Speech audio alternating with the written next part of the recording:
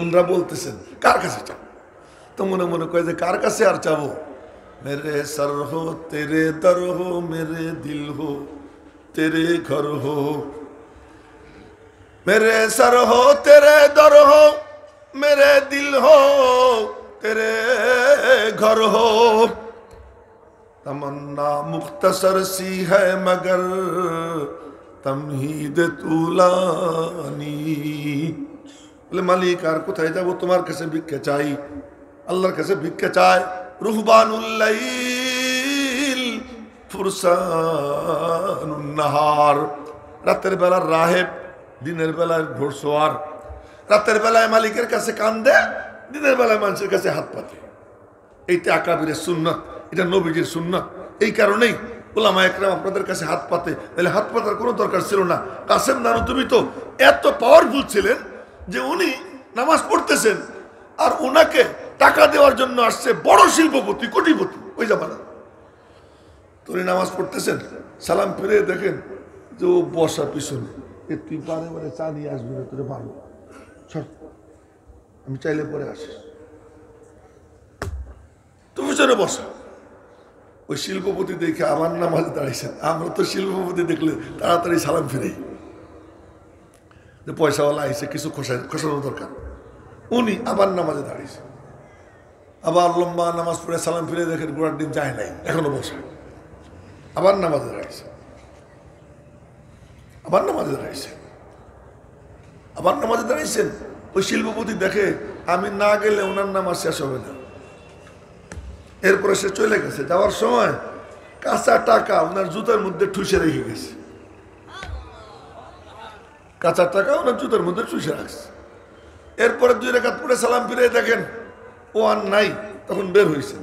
বের হয়ে জুতা পায়ে দিবার গেছেন, এখন দেখেন জুতার মধ্যে পা ঢুকে না, মুস্কি হাসি দিয়া 2 আঙ্গুল দিয়ে জুতা উঠে এরকম ঝাড়লেন, ঝাড়িয়ে টাকা ফেললেন, ফেলে বললেন आओ आओ भाई देखो देखो दुनिया कैसे कदम चुमती है, আসো আসো আসো দেখে যাও দুনিয়া কেমনে পদচুম্বন করে।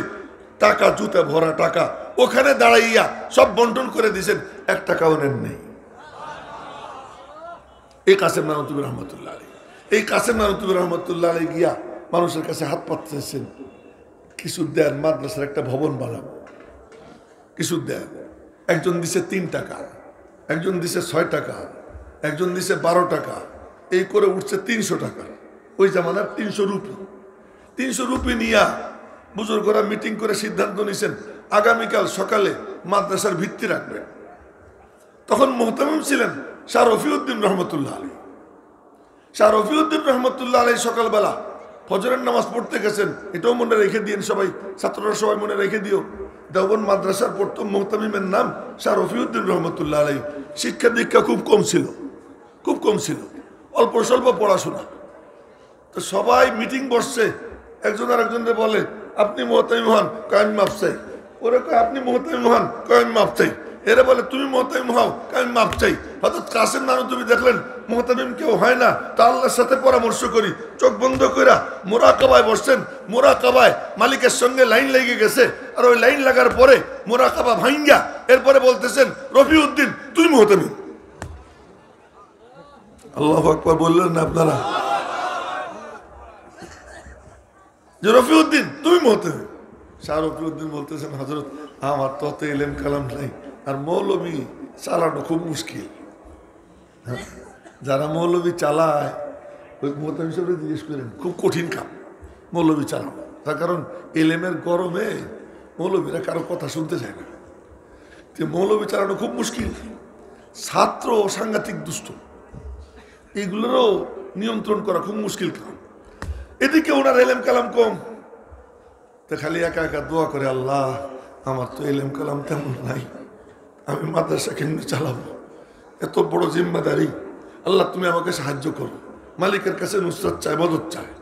একদিন অফিসে বসা এক ছাত্র, সে খাবারের পাত্র নিয়ে গেছে, তরকারি নিয়ে গিয়া অফিসে বলতেছে এ কি পাকাইছে বোর্ডিংয়ে, এ কি খাওয়া যায়? উর্দুতে বলতেছে ये क्या पकाया है, ये मतबख में क्या देता है, ये कोई खाने की चीज हुई, এটা কোনো খাওয়ার জিনিস?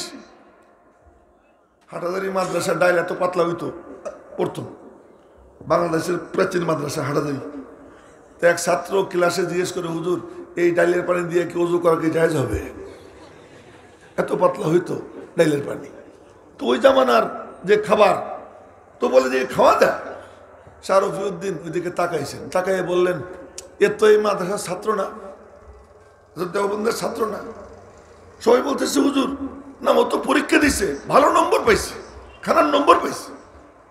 আমি বললাম ও দেওবন্দের ছাত্র না, তোমরা তদন্ত করো। সবাই তদন্ত করে দেখে আর একজন পরীক্ষা দিছে, অন্যকল করে ভর্তি হয়েছে, ও ছাত্র না। ওই ছাত্র বহিষ্কার করে সবাই এসে ধরছে, হুজুর আপনি জানলেন কেমনে, আপনি তো ভর্তির কাজে ছিলেন না। কয়েছে আমি দেখছি। কি দেখছেন? আমি দেখছি দেওবন্দে একটা কুয়া আছে, এখনো আছে। ওই কুয়ার পাশের রুমে আমি থেকে আসছি। আমার রুম নম্বর ছিল 8, সদর গেট, প্রধান গেটের 8 নম্বর রুমে আমি থাকতাম। এর পাশে একটা কুয়া আছে, ওই কুয়াকে বলে মুলসিরির কুয়া। আমি স্বপ্নে দেখছি এই কুয়া দুধ দিয়ে ভরা। এই কূপের পাড়ে দাঁড়াইয়া সাকিয়ে কাউসার জনাবে মুহাম্মদুর রাসূলুল্লাহ সাল্লাল্লাহু আলাইহি ওয়াসাল্লাম। সবাই বলেন সাল্লাল্লাহু আলাইহি ওয়াসাল্লাম, আরো জোরে সাল্লাল্লাহু আলাইহি ওয়াসাল্লাম। নবীজি বসা, ও নবীজি এখানে দাঁড়ানো, ছাত্ররা সব লাইন দিয়ে দাঁড়ানো। দেওবন্দের যত ছাত্র আছে লাইন দিয়ে দাঁড়ানো। কারো হাতে বালতি, কারো হাতে জগ, কারো হাতে মগ, কারো হাতে কাপ, কারো হাতে ছোট্ট পাত্র। যার যেমন পাত্র নিয়ে যায়। আর নবীজি দুধ ভরে ভরে দেন। দুধ হলো এলেম, দুধ হলো হেদায়েত। সহিহ বুখারী শরীফের হাদিস, নবীজি বলেন, স্বপ্নে দেখি আমাকে গিলাস ভরে দুধ দিছে, পাত্র ভরা দুধ। আর আমি দুধ পান করতে থাকলাম। পান করতে করতে ফুলে গেলাম। এমনকি আমার আঙ্গুলের মাথাগুলো এতটা ফুলে গেল, মনে হয় যেন ফাইটা টপটপাইয়া মানে বের হয়ে যাবে। তখন অতিরিক্ত কিছু থাইকে গেল। ফজলি ওমর ইবনুল খাত্তাব, আপনার বড় ভাগ্যবান। এই যা বলতেছি সব সহিহ হাদিস বলতেছি, আর এই সাথে সাথে রওজা পাক থেকে এখানে তাজাল্লি পড়তেছি। ফজলি ওমর ইবনুল খাত্তাব, আমি আমার উচ্ছিষ্ট এটা ওমরে দিয়ে দিলাম। সবাই জিজ্ঞেস করি, ইয়া রাসূলুল্লাহ ফামা আউয়ালতাহু, কি ব্যাখ্যা করলেন? ব্যাখ্যা করলাম এলেম।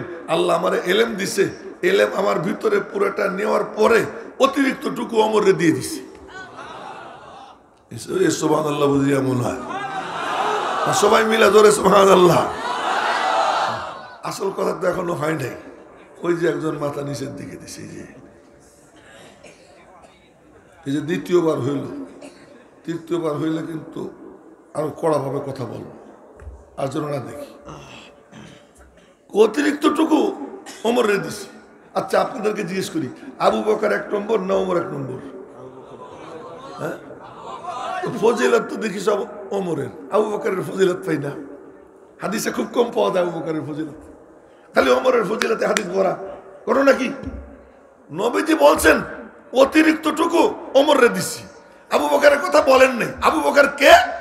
নবীজির কলবে ওহী নাজিল হইতো, যা নাজিল হইতো পুরোটা আবু বকরের কলবে জমা হয়ে যেত। এজন্য কলবে নবীকে বলে মাহবাতে ওহী, কলবে সিদ্দিককে বলে মাজমায়ে ওহী। যারা পারবো শব্দ সহ মনে রাখবো, নবীজির কলবকে বলে মাহবাতে ওহী, নুজুলে ওহীর জায়গা, ওহী নাজিল হওয়ার জায়গা। আবু বকরের কলব মাজমায়ে ওহী, ওহী জমা হওয়ার জায়গা। নবীজির ভিতরে যা আসে পুরোটা আবু বকরের কলবে জমা হয়ে যায়। ওমরকে অতিরিক্ত টুকু দিয়েছেন। বলছেন লাউ কানা বাদি নবিয়্যুন লাকানা ওমর, আমার পরে কেউ নবী হইলে ওমর নবী হইতো। দেখা যায় আবু বকরের থেকে ওমর উপরে না। নবীজি তো বলেন নাই আমার পরে কেউ নবী হইলে আবু বকর হইতো। এর অর্থ কি? আবু বকর নিচে। নবীজি বলেন বিগত উম্মতে আবু বকরের মতো কেউ আসে নাই, পরবর্তীতেও কেউ আসবে না। এই এক পিস আল্লাহ পাক আমাকে দান করছেন। আবু বকর এত মান সম্পন্ন আবু বকর, তো বলেন আমার পরে কেউ নবী হইলে ওমর হইতো। এর মধ্যে লুকাই রয়েছে আমার জায়গায় আমি না হইয়া যদি অন্য কেউ হইতো সে আবু বকর হইতো। আমার জায়গায় আমি না হইয়া যদি আর কেউ হইতো সে কেউ হইতো আবু বকর। কথা মেলা দূর চলে গেছে। তো বলতেছিলাম যে দুধ এটা এলেম, দুধ হেদায়েত। মেরাজের সময় নবীজির সামনে দুধ, মধু, মদ পেশ করা হয়েছে। কোনটা নিবেন? তো নবীজি দুধ নিছেন। জিব্রাইল বললেন হুদিত আল ফিতরা, হুদিয়াতাল ফিতরা, আল্লাহ পাক আপনাকে সঠিক সিদ্ধান্ত নেবার, হেদায়েতের পথে সিদ্ধান্ত নেওয়ার তৌফিক দিছে। লাউ আখাযতাল খামরা, যদি আপনি মদ নিতেন, গাওয়াত উম্মাতুকা, আপনার উম্মত গুমরাহ হয়ে যেত। তো দুধ হলো হেদায়েত, দুধ হলো এলেম। তো শাহ রফিউদ্দিন রহমতুল্লাহ আলাইহি বলেন, আমি স্বপ্নে দেখি মূল সিঁড়ির কুয়া দুধ দিয়ে ভরা, আর কূপের পাড়ে দাঁড়ানো সাকিয়ে কাউসার মুহাম্মদুর রাসূলুল্লাহ সাল্লাল্লাহু আলাইহি ওয়াসাল্লাম। সবাই বলবো সাল্লাল্লাহু আলাইহি ওয়াসাল্লাম। একবার বললে 10 নেকি হবে, 10 গুনাহ মাফ হবে, 10টা মর্যাদা বৃদ্ধি পাবে, খাস 10 রহমত তার উপরে নাজিল হবে।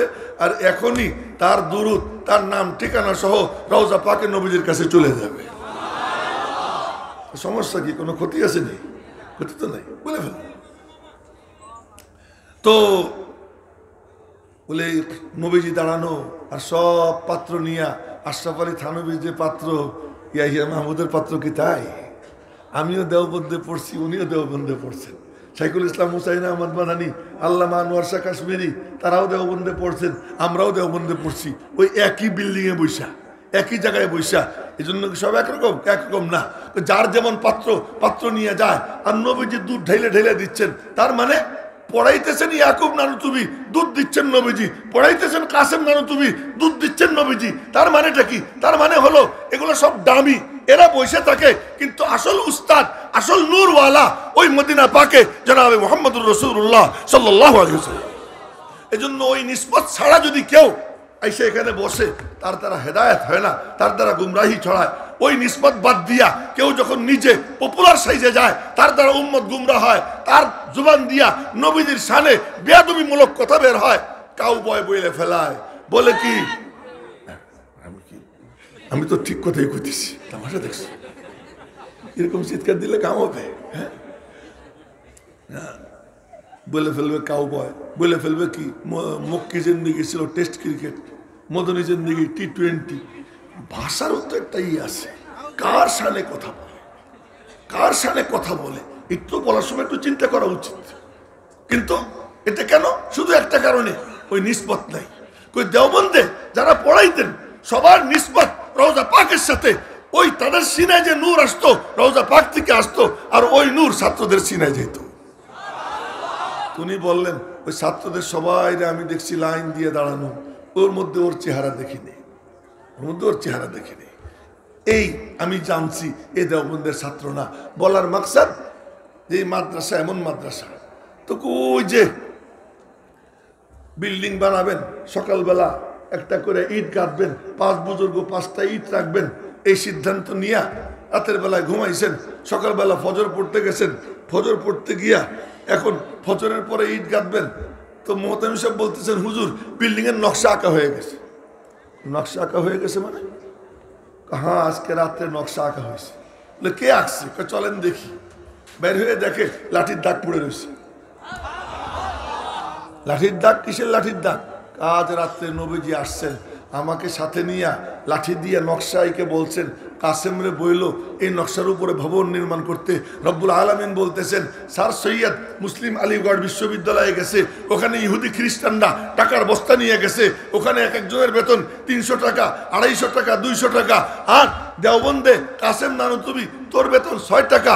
এখানে কোনো ভালো বিল্ডিং নাই, এখানে দেখ আমি কারে পাঠাইলাম, ওরা টাকা পয়সা নিয়ে থাকবে, তোরা আমার দোস্ত মুহাম্মদুর রাসূলুল্লাহকে নিয়ে থাকবি। নবীজি এসে নকশাইকে দিয়ে গেছেন। তাই তারানায়ে দারুল উলুম দেওবন্দের 2 নম্বর লাইন এইটা, খুদ সাকিয়ে কাউসার নে রাখি मैं खाने की बुनियादिहा। নবীজি নিজে এখানে কি করছেন? নকশা আঁকছে। আমার বলার মাকসাদ, সকালবেলা দেখে লাঠির দাগ, তো নবীজির স্বপ্নে দেখলে সেটা কি হয়? বাস্তব হয়। এই কথা বলতে গিয়ে এত লম্বা কথা কয়ে ফেললাম, ফাঁকে মাদ্রাসার কথাও হয়ে গেল। মাদ্রাসার জন্ম হয়েছে দারুল উলুম দেওবন্দের 1866 সালে, আর জামে আজহার বিশ্ববিদ্যালয়ের বয়স হলো 1150 বছর। কত? ওর ছাত্রছাত্রী সংখ্যা বর্তমানে লাখের উপর। আর দেওবন্দে আমি যখন পড়তাম 88 সালে, 87-88 শিক্ষাবর্ষে, তখন দেওবন্দের ছাত্র সংখ্যা ছিল 3500। আমাদের তাওরা হাদিসের ক্লাসে ছাত্র ছিল 650। এই মাত্র 158 বছর বয়স যে মাদ্রাসার, এই মাদ্রাসা আর জামিয়া আজহার বিশ্ববিদ্যালয় যার ছাত্রছাত্রী সংখ্যা লক্ষাধিক, এখন হয়তো দেওবন্দের ছাত্র সংখ্যা 7,000 8,000 হইতে পারে, এর বেশি না, সঠিক সংখ্যা আমার এখন জানা নেই। বাড়লে আর কত বাড়বে এই কয় বছরে, নাহলে 8,000 হয়েছে, নাহলে 10,000 হয়েছে, এর বেশি না। কিন্তু জামিয়া আজহার বিশ্ববিদ্যালয়ের একটা শাখাও দুনিয়াতে নাই, চ্যালেঞ্জ করলাম, আপনারা খুঁজে দেখবেন, একটা শাখাও নেই। কিন্তু দেওবন্দের শাখা শুধু বাংলাদেশে 50,000-এর উপরে। যারা বলেন না আল্লাহু আকবার। এই প্রতিষ্ঠান প্রতিষ্ঠিত হয়েছে কি জন্য? মুসলমানদের দ্বীন ও ঈমানের হেফাজতের জন্য। এই জন্য এই প্রতিষ্ঠানগুলো বর্তমান জামানায় মুমিন মুসলমানদের জন্য নূহ আলাইহিস সালামের কিস্তির মতো, যারা মাদ্রাসায় চড়বে মুক্তি পাবে, যারা মাদ্রাসায় চড়বে না ওরা ডুবে যাবে। নূহ আলাইহিস সালামের কিস্তিতে ওনার ছেলে চড়ে নাই, ছেলে ডুবছে। ঠিক তেমনি ভাবে এই কওমি মাদ্রাসায় যদি কোনো বড় আলেম, বড় পীর বুজুর্গের সন্তান, বাবা সাদ কান্দলবি মৌলানা ইলিয়াস রহমতুল্লাহ খানদানের, মৌলানা ইলিয়াস রহমতুল্লাহ তো নূহ আলাইহিস সালাম থেকে বড় না। মৌলানা ইলিয়াস রহমতুল্লাহ আলাই কি নূহ আলাইহিস সালাম থেকে বড়? বড় না। নূহ আলাইহিস সালামের ছেলে ডুবছে, তাও নূহ আলাইহিস সালাম হলেন আদমে সানি, উনি আমাদের দ্বিতীয় আব্বা। প্রথম আব্বা আব্বাজান আদম, নূহ আলাইহিস সালাম দ্বিতীয় আব্বা। আব্বাজান আদমের সব শেষ হয়ে গেছে নূহ আলাইহিস সালামের জামানায়। নূহ আলাইহিস সালামের 4টা ছেলে ছিল, সাম, হাম, ইয়াফিস, কেনান। মনে থাকবেন? সাম, হাম, ইয়াফিস, কেনান। সামের আওলাদ হলো আরবরা, হামের আওলাদ সন্তান হলো এই সাবকন্টিনেন্ট, ভারত, পাকিস্তান, বাংলাদেশ, এই মানে মালয়েশিয়া, বার্মা টার্মা, এরা হলো হামের আওলাদ। আর ইয়াফিসের আওলাদ হলো সব আফ্রিকানরা, কালামানিকরা। কালামানিকরা ইয়াফিসের আওলাদ। আর কেনান সে তো নাই, শেষ। এই জন্য এখন বর্তমান দুনিয়াতে যত মানুষ আছে সবার পিতা হলেন কে? নূহ আলাইহিস সালাম। সে নূহ আলাইহিস সালামের ছেলে, সে ডুবে যায়, আর সাত সব বুঝি ভাইসে থাকবে কেন? ওলামা একরামের সাথে সম্পর্ক ছিন্ন করছে, দেওবন্দের সাথে সম্পর্ক ছিন্ন করছে। কিস্তিয়ে নূহ থেকে নেমে গেছে, কিস্তিয়ে নূহ থেকে যে নামবে সে ডুবে যাবে। ঠিক আগামীতে কি হবে আল্লাহ জানে, জানি না। কিন্তু বর্তমানের জন্য এখনো পর্যন্ত এই দেওবন্দি মাদ্রাসাগুলো, কওমি মাদ্রাসাগুলো উম্মতের জন্য কিস্তিয়ে নূহের মতো, সফিনাহে নূহের মতো। যারা এতে চড়বে আল্লাহ তাদেরকে মুক্তি দিবে, যারা এর থেকে সম্পর্ক ছিন্ন করবে তারা কিন্তু ডুবে যাবে। আমি বেঠিক কইছি নাকি? ঠিকই কইছি, আমি ঠিকই বলতেছি, বেঠিক বলতেছি না। আমার বলার মাকসাদ ছিল কি, যে নবীজিরে স্বপ্নে দেখা আর বাস্তবে দেখার মধ্যে কোনো পার্থক্য নাই। এটা প্রমাণের জন্য মেলা লম্বা কথা বলে ফেললাম। মনে হয় কর্তৃপক্ষ চিন্তায় পড়ে গেছে, না জানি কখন শেষ হয়, এখনই শেষ করে দেব, বেশি দেরি হবে না। এবার শোনেন, হযরত আব্দুল্লাহ দরখাস্তি সাহেব এর বয়ান শুনতেছিলাম, মনে আছে? উনি লোকটা কেমন তাই বলতেছিলাম। রওজা পাকে সালাম দিয়েছেন, সালাম দিয়ে এসে একটু ঘুমাইছেন, ঘুমের মধ্যে নবীজিকে দেখছেন। নবীজির সঙ্গে দেখা হওয়ার পরে বলতেছি, ইয়া রাসূলুল্লাহ, আমি আর মদিনা শরীফ ছেড়ে যাব না, এখানেই থাকবো। কেন? আমি আপনার কাছে শুইতে চাই, আপনার কাছে থাকতে চাই। গ্রামের মাদ্রাসায় পড়তাম, ওই মাদ্রাসার নাম ইমদাদুল উলুম লক্ষণদিয়া মাদ্রাসা, আমাদের ফরিদপুরের নগরকান্দা থানায়। ওই মাদ্রাসায় পড়তাম আমরা, ছোট ছোট ছাত্র নিচে শুইতাম। তখন আমার বয়স সম্ভবত 12 বা 13। নিচে শুইতাম, হুজুরের চৌকি ঘেরা কাপড় দিয়া, হুজুর ওখানে ঘুমাইতেন। তো হুজুর তো আর আমাদের কাছে তাহাজ্জুদে ডাকতেন না। তো হুজুরের নাম মৌলানা আব্দুস সামাদ, এখন আমার মনে আছে আমার ওই হুজুরের নাম মৌলানা আব্দুস সামাদ। উনি শেষ রাত্রে ওনার কান্নায় ঘুম ভাঙত। কানতেছেন কি বইলা, রহে মেরা মাসকান হাওয়ালিয়ে কাবা, বনে মেরা মদফন দিয়ারে মদিনা। ও মালিক, আমার থাকার জায়গাটা তোমার ঘরের পাশে বানাইও, আর আমার শোয়ার জায়গা নবীজির কদম মুবারকের কাছে বানাইও। এই দোয়া করতেন, ওই দোয়ায় আমাদের ঘুম ভাঙত। এর নাম হলো কওমি মাদ্রাসা। দেওবন্দ মাদ্রাসায় ছাত্রদের ঘুম ভাঙত দারোয়ানের কবিতা শুই না। দারোয়ান কি কবিতা পড়তো? দারোয়ান ঘন্টা পিটাইতো। 1টা বাজলে 1 বাড়ি, 12টা বাজলে 12 বাড়ি, 3টা বাজলে 3 বাড়ি, আমাদের যেমন ক্লাস শুরু হইলে প্রথম টুনটুন দেয়, পরে একসাথে কয়েকটা ঘন্টা পিঠা, এরপরে প্রথম ঘন্টা এক বাড়ি, দ্বিতীয় ঘন্টায় কি 2 বাড়ি, এই যে করে এই সিস্টেম না দেওবন্দি এখনো এই সিস্টেম, যে কয়টা বাজে ওই কয়টা বাড়ি দেয়। তো দারোয়ান বাড়িত রাত্রে যখন তাহাজ্জুদের টাইম হইতো তখন দারোয়ান একটা লাইন গাইতো। সে লাইন কি, ये चमन यूं ही रहेगा और हजारों बुलबुले, ये चमन यूं ही रहेगा और हजारों बुलबुले अपनी अपनी बोलियां सब बोल कर उड़ जाएंगे। এই কবিতা শুই না ছাত্রদের ঘুম ভাঙতো, আর তারা ওইটা তাহাজ্জুদ পড়ে গিড়গিড়ে একান্ত। দেওবন্দে কেউ দেখতে গেলে ফিরে আইসে বলতো দর মাদ্রাসা খানকা দিদাম, মাদ্রাসার মধ্যে খানকা দেখে আসলাম, মাদ্রাসার মধ্যে খানকা দেখে আসলাম। আজ আমাদের অধপতনের কারণ কি? আজকে আমরা মোবাইল নিয়ে ব্যস্ত, আমিও মোবাইল নিয়ে ব্যস্ত, মোবাইলের মধ্যে ডুবে থাকি। কিন্তু আল্লাহর জিকির, শেষ রাত্রের কান্না, আল্লাহ আল্লাহ বলা, মালিকের সাথে সম্পর্ক জোড়া, এই কাজ নাই। মাদ্রাসার মাকসাদই হলো তাআল্লুক মা আল্লাহ, আল্লাহর সাথে সম্পর্ক জোড়া। মেরে মোহতারাম ভাইও, তো যে কথা বলতেছিলাম, আব্দুল্লাহ দরখাস্তি সাহেব রহমতুল্লাহ আলাইহি বলতেছেন যে ইয়া রাসূলুল্লাহ, আমি তো মদিনা শরীফ থাকতে চাই। নবীজি বললেন না, তুমি পাকিস্তান চলে যাও, ওখানে গিয়ে খতমে নবুয়তের কাজ করো। মনে রাখবেন কি বলতেছি, যাও ওখানে গিয়ে খতমে নবুয়তের কাজ করো। আর ওখানে আমার একটা ছেলে আছে, তারে আমার সালাম দিও।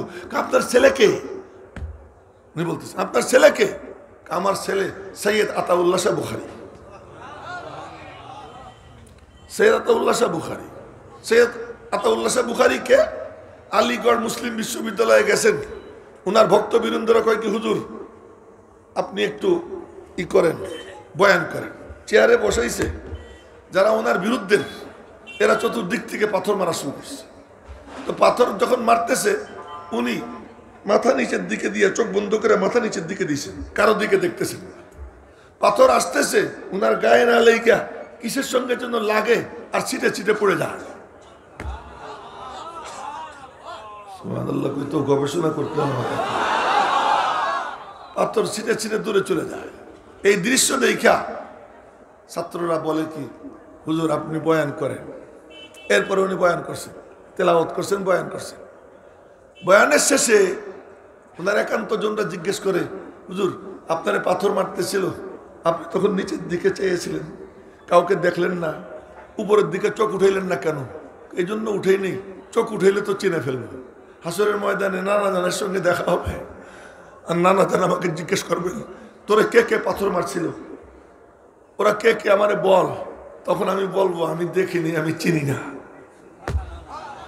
हर के मारा यार नबुवत ईसा दूरा यार बाद, हर के मारा यार नबुवत ईसा दूरा यार बाद, हर के मारा रंज दादा राहत तशबिस यार बाद, हर के दर राहे मनम खरने हद अज दुश्मनी, हर गुले के बाग उम्रश बेजगफद गुलजार बाद।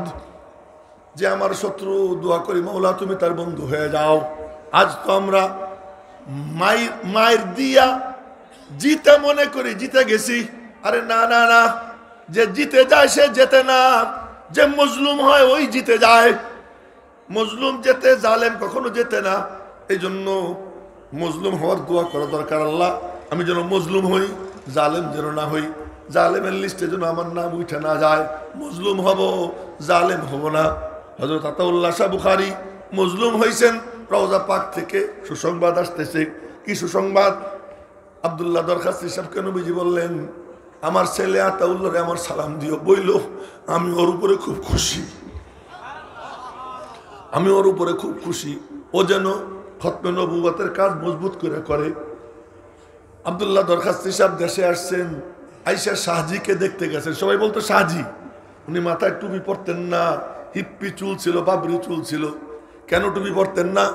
টুপি হলো ইজ্জতের নিদর্শন। ইংরেজদের গোলামি করতেছি আর টুপি মাথায় দিব, যতদিন পর্যন্ত ইংরেজ কুত্তাদেরকে লাইথেইয়া এই দেশ থেকে বিদায় না করবো ততদিন পর্যন্ত টুপি মাথায় দিব না। কেন? টুপি হলো ইজ্জতের আলামত। আমরা বেইজ্জত হইতেছি, ইহুদি খ্রিস্টানের গোলামি করতেছি আর টুপি মাথায় দিব। এই জন্য উনি টুপি মাথায় দিতেন না, খালি মাথায় থাকতেন। এই জন্য ওনার কোনো ছবি টুপিওয়ালা পাওয়া যায় না, বাবরিওয়ালা পাওয়া যায়। মাথাটা অনেক বড় ছিল। কোরআনে কারিমের তেলাওয়াত এমনভাবে করতেন মনে হইতো যেন এখনই আসমান থেকে নাজিল হইতেছে, এরকমভাবে তেলাওয়াত করতেন হযরত আতাউল্লাহ শাহ বুখারী রহমাতুল্লাহ আলাইহি। আব্দুল্লাহ দরখাস্তি রহমতুল্লাহ আলাইহি দেশে আসছেন। দেশে আইসা এরপরে ওনার কাছে গেছেন, গিয়ে দেখেন উনি অসুস্থ। গিয়ে সালাম দিয়ে বলছেন, শাহজি আপকে লিয়ে খোশ খবরি হ্যাঁ, শাহজি আপনার জন্য সুসংবাদ। কি? নবীজি আপনারে সালাম জানাইছেন। যখন এই কথা বলছে, নবীজি আমার নাম নিছেন, নবীজি আমার নাম নিছেন, এই কথা বইলা চিৎকার দিয়ে বেহুশ হয়ে পড়ে গেছেন, কান্না শুরু করে দিয়েছেন খুশিতে। বলার মাকসাদ, এই জগৎটা এমন যে নবীজির মিশন নিয়ে কাজ করে, এই সংবাদ এখানে পড়ে থাকে না, রওজা পাকে চলে যায়। এই বাংলাদেশে যারা মাদ্রাসার পিছনে মেহনত করে, দিন জিন্দা রাখার মিশন নবীজির, নবীজি নিজে উস্তাদ ছিলেন, আল্লাহ পাক উস্তাদ, নবীজিও উস্তাদ, সাহাবা একরামও উস্তাদ। রব্বুল আলামিন বলেন আমি মুআল্লিম, নবীজি বলেন ইন্নামা বুইস্তু মুআল্লিমা। সাহাবা একরাম তারা মুআল্লিম, তাবেঈন তারা মুআল্লিম, আজও যারা তারা মুআল্লিম। কওমি মাদ্রাসার উলামা একরাম মুআল্লিম। এই মুআল্লিম আল্লাহ পাকের সিফাত, নবীজির সিফাত। এর উদ্দেশ্য কি, লক্ষ্য কি? কোরআনে কারীমের তালিম যার সিনায় যায়, এই নূর যার সিনায় যায়, মালিকের সঙ্গে তার সম্পর্ক কায়েম হয়ে যায়। তো আব্দুল্লাহ দরখাস্তি সব বয়ান করতেছিলেন, উনি আমাদেরকে দিয়ে জোরে সুবহানাল্লাহ কওয়াইছিলেন। তাই আমিও আপনাদেরকে বললাম, বলেন একটু জোরে সোরে সুবহানাল্লাহ। মাঝখানে মেলা জগৎ ঘুরে আসছে, অনেক জগৎ ঘুরে আসছে। এখন আপনাদের সামনে 3টা সূরা তেলাওয়াত করছিলাম। মনে মনে চিন্তা করতেছিল যে হুজুরের কি কোটি কোটি ছোট ছোট 3টা সূরা তেলাওয়াত করলো, ঘটনা কি? এই 3 সূরা তেলাওয়াতের কারণ